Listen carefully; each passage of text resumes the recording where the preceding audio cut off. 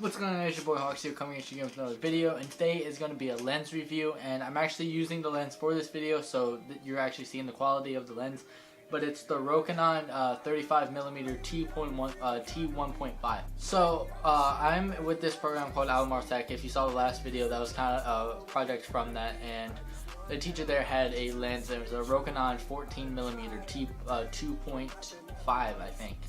And I really like that lens, so I was looking into lenses and I found a 35mm. And if you know anything about cameras, I have a 70D, so I have a 1.6 crop on the sensor, so it times the lens focal length times 1.6. So this 50mm, that is a 50mm to 1.8, is actually an 86 1.8, and this is a 56 technically now because of the crop sensor. So it's harder to get a more wide angle lens, but I cover a couple of my favorite focal lengths now. I have the I have the 18 to 135, which is like the wide range kit lens. I rarely use this, just if I really need a wide angle shot, I'll use it. And then I have now my 50 technically with me with this lens, and then my 85 with the 50mm. And from what I've done so far, I'll throw up a couple images of what I've done with this lens. I really like it. It's really tack sharp. It's a cine lens, so there's no autofocus, and it has a variable aperture. Like if I come up, I can mess with the aperture on the camera, and then it has a geared focus ring, so you can put a follow focus and stuff like that on it. It's retailing. I bought this one used because retail is $600, and there's nothing wrong with buying used to me. It works great. There was no scratches on the lens. There was nothing wrong with it, and I really like the lens. Color reproduction is really nice. This is a color graded file, but I shoot flat, so yeah. But I really like the focal length, the 35, and it's T1.5, and the difference between an f-stop and t-stop.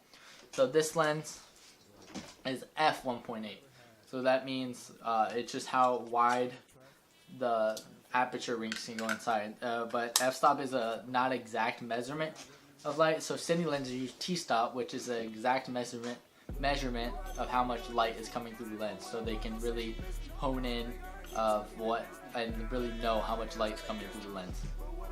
And if you guys don't know, I'm a filmmaker, and so I wanted a cine lens for just making films, making videos like this. It's a nice angle, and I'm actually using a softbox right now too from Almar Tech.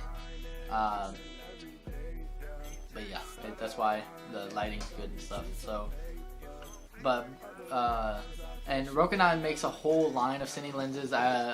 My teacher has the 14mm. There's 14, I think there's 24, 35, 50, 85.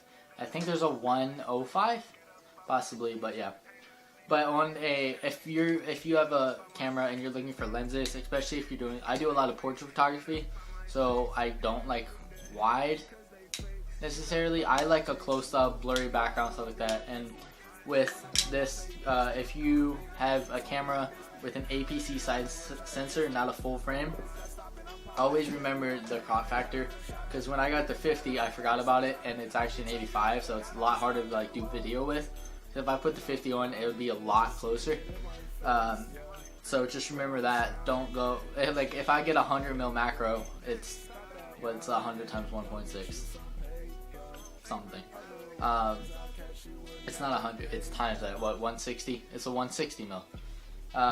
So this 18, this is actually a 24 to, I think 202 or something, like 27, something like that. But that's all I really have to say about the lens. I really love the lens for how I've used it.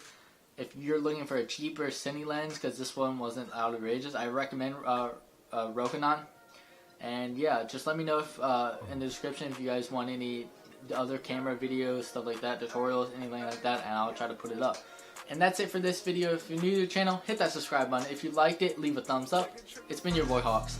Peace. Take a trip to France, then I dance, money in my pants. Take a stance, love is evil, take a chance.